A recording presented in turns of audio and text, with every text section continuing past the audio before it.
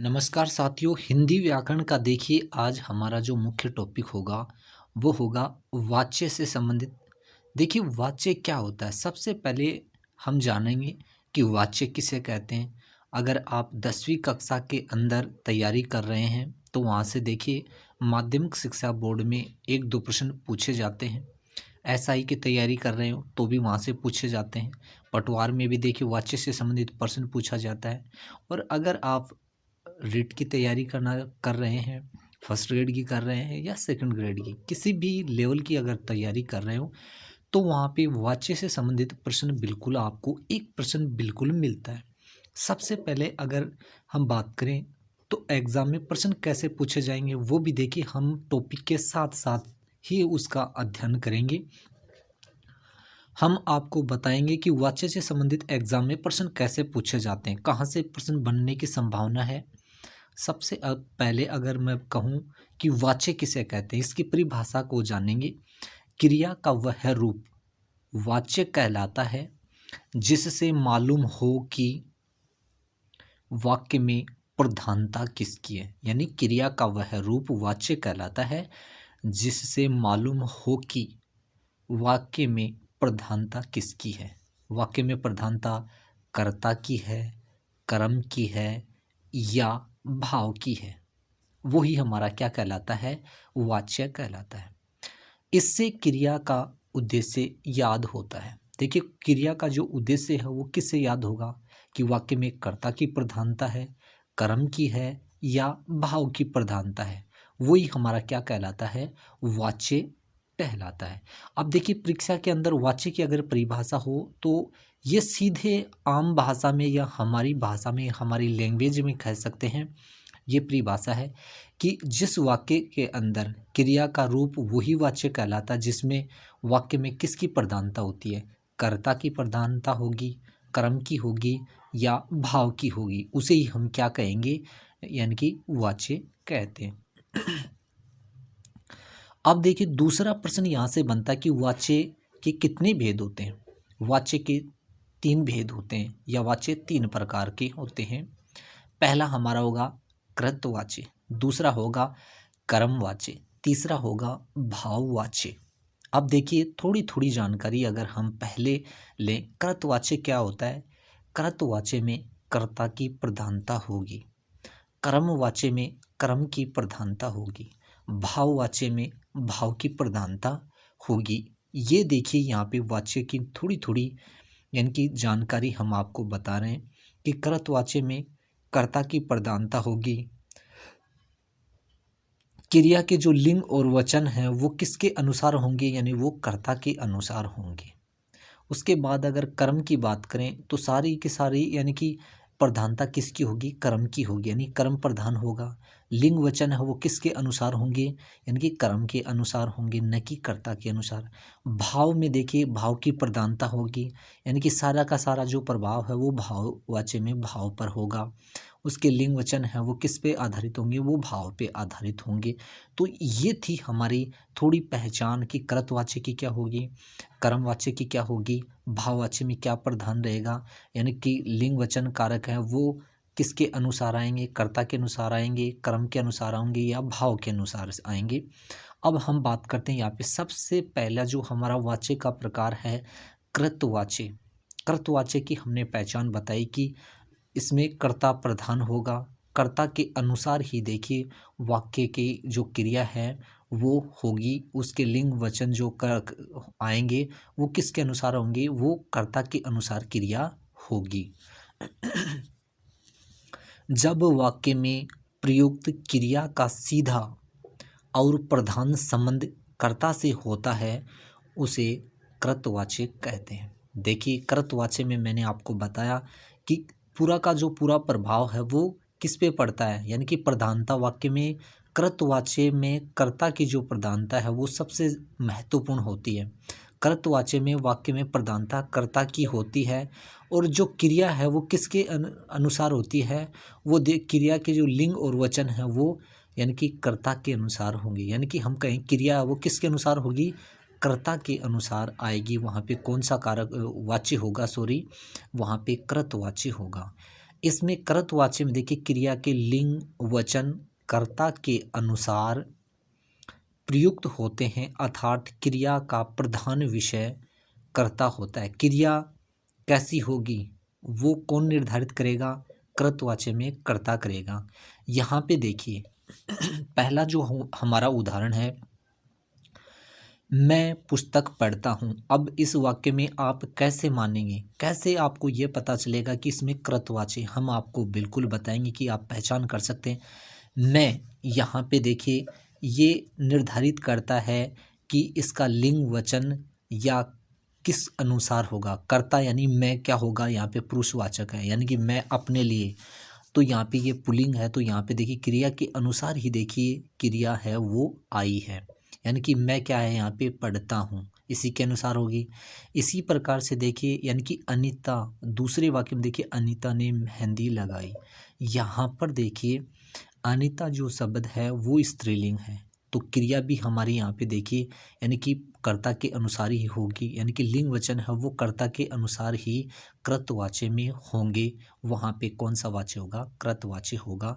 यानी अनीता ने मेहंदी लगाई, तो ये भी देखिए कर्ता के अनुसार ही हमारी क्रिया है, लगाई यानी स्त्रीलिंग है। इसी प्रकार से देखिए तुलसीदास ने रामचरितमानस की रचना की।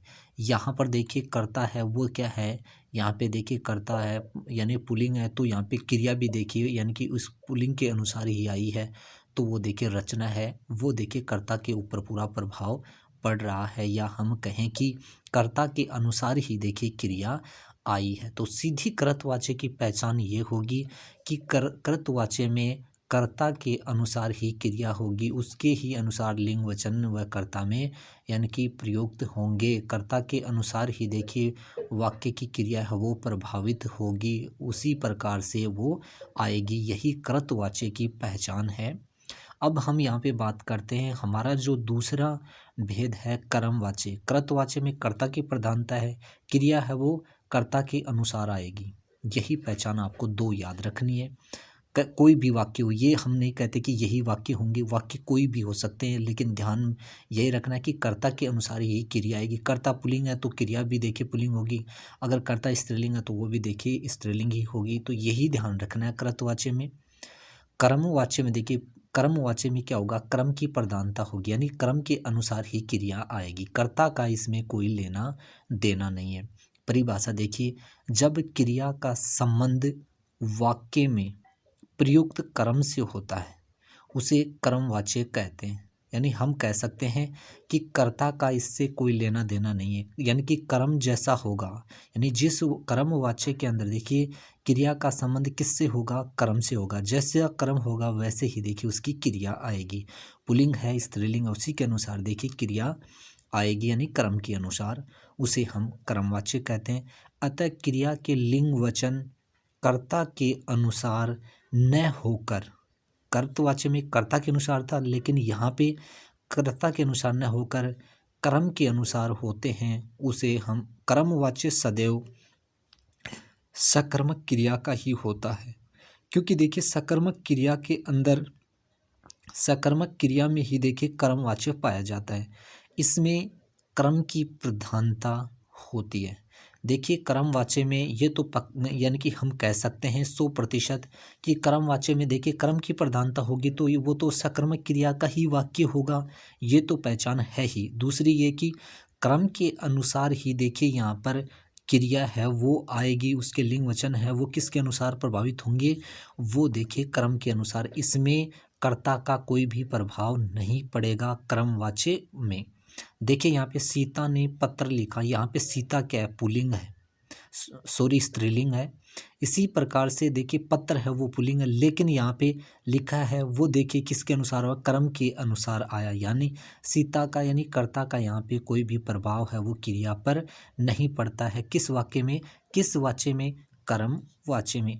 सीता ने दूध पिया, यहाँ पे देखिए यानी कि दूध के हिसाब से, या हम कहें कर्म के हिसाब से ही, या कर्म के से ही देखिए यहाँ पे क्रिया है वो हमारी कर्मवाच्य में आती है, यानी कर्ता का इस पे कोई भी प्रभाव नहीं पड़ता है। पूरा का पूरा जो प्रभाव का है वो क्रिया का यानी कि कर्म के अनुसार ही प्रभावित होता है। राम ने चाय पी। यहाँ पे देखिए राम पुल्लिंग है लेकिन चाय है वो देखिए यहाँ पे स्त्रीलिंग के अनुसार ही यानी कि हमारी क्रिया है वो स्त्रीलिंग होगी, यानी क्रम के अनुसार ही हमारी क्रिया होगी। तो यही हमारा क्रमवाच्य का मुख्य उद्देश्य है कि क्रम की प्रधानता होती है और क्रम के अनुसार ही देखिए क्रिया आएगी या क्रिया प्रभावित होती है। लिंग वचन व कारक है या क्रिया प्रभावित होगी किसके अनुसार, यानी कि क्रम के अनुसार। क्रम जैसा होगा क्रिया वैसी ही होगी। कर्तवाच्य में कर्ता की प्रधानता होती है, कर्ता के अनुसार ही देखिए उसकी क्रिया होगी। लिंग या वचन कर्ता है वो क्रिया के अनुसार ही प्रभावित होती है, उसमें बदलती है। कर्मवाच्य में देखिए कर्म की प्रधानता होती है, सकर्मक क्रिया का वाक्य होगा, यानी कि कर्मवाच्य में सकर्मक क्रिया होगी तो ये वहाँ पे कर्मवाच्य होगा। दूसरा वहाँ पे उसकी पहचान होगी कि इस कर्मवाच्य के अंदर देखिए कर्म के अनुसार ही देखिए क्रिया आएगी, वहाँ पे कौन सा वाक्य होगा, कर्मवाच्य होगा। तो यहाँ पे देखिए वाच्य किसे कहते हैं, इसके कितने भेद होते हैं, कृतवाच्य किसे कहते हैं, उसके उदाहरण दीजिए, उसका अंतर कीजिए, या उनमें कृतवाच्य का प्रश्न पूछ लेंगे कि मैं पुस्तक पढ़ता हूँ वाक्य में कौन सा वाच्य है, तो आप कर सकते हैं। कर्मवाच्य में कैसे भी पूछें तो आपको किसी भी प्रकार की दिक्कत नहीं होनी चाहिए। अब देखिए यहाँ पे हम बात करते हैं हमारा तीसरा जो भाव भेद है वो है देखिए भाववाची। कृत में कर्ता की प्रधानता, कर्म में देखिए कर्म की प्रधानता। लेकिन अब देखिए तीसरा जो हमारा भेद है वो भाववाच्य का। नाम से ही पता चल रहा है कि भाव का बोध होगा। क्रिया के जिस रूप से यह याद होता है कि कार्य का प्रमुख विषय भाव हो है, उसे हम क्या कहेंगे, भाववाच्य कहते हैं। हमने आपको बताया कि क्रिया का जो संबंध है वो किससे होगा, यानी कि भाववाच्य से होगा। इसी प्रकार से देखिए यहाँ कर्ता या कर्म की नहीं, यहाँ पे न कर्ता का प्रभाव पड़ेगा न कर्म की। बिल्कुल देखिए क्रिया के अर्थ की प्रधानता, यहाँ पे क्रिया के अर्थ की प्रधानता होती है, इसमें अकर्मक क्रिया ही होती है। भाववाच्य में यानी कि कौन सा वाक्य होगा या कौन सी क्रिया होगी, अकर्मक क्रिया होगी, ये ध्यान रखना है। लिंग वचन कर्ता के अनुसार होते हैं न कर्म के अनुसार, बल्कि सदैव एक वचन पुल्लिंग एवं अन्य पुरुष में होते हैं। भाववाच्य की पहचान एक बार हम फिर आपको रिपीट करवा देते हैं कि यहाँ कर्ता या कर्म की नहीं, यानी कि भाववाच्य में कर्ता या कर्म की प्रधानता नहीं क्रिया के अर्थ की प्रधानता होती है। इसमें अकर्मक क्रिया पाई जाती है, यानी कर्ता व क्रिया का, इस कर्ता या कर्म का इसमें कोई रोल नहीं होता। भाववाच्य हमेशा अकर्मक क्रिया का होता है। और देखिए वहाँ पर देखिए भाव का बोध होता है, यानी भाव का ही अर्थ निकलता है। हम कहें लिंग वचन कर्ता के अनुसार होते हैं न कर्म के अनुसार, बल्कि सदैव एक वचन पुल्लिंग एवं अन्य पुरुष में होते हैं। अब यहाँ पे उदाहरण से समझेंगे कि मुझसे सवेरे उठा नहीं जाता, यानी उठा नहीं जाता। सीता से मिठाई नहीं खाई जाती। लड़कों द्वारा खो खो खेला जाएगा, यहाँ पे खो खो खेला जाएगा, खाई जाती नहीं जाता। यहाँ पे देखिए मुझसे सवेरे नहीं उठा जाता, ये भाव का बोध हो रहा है, भाव की प्रधानता है, न कि यहाँ पे कर्ता की प्रधानता है, न कि यहाँ पर कर्म की है।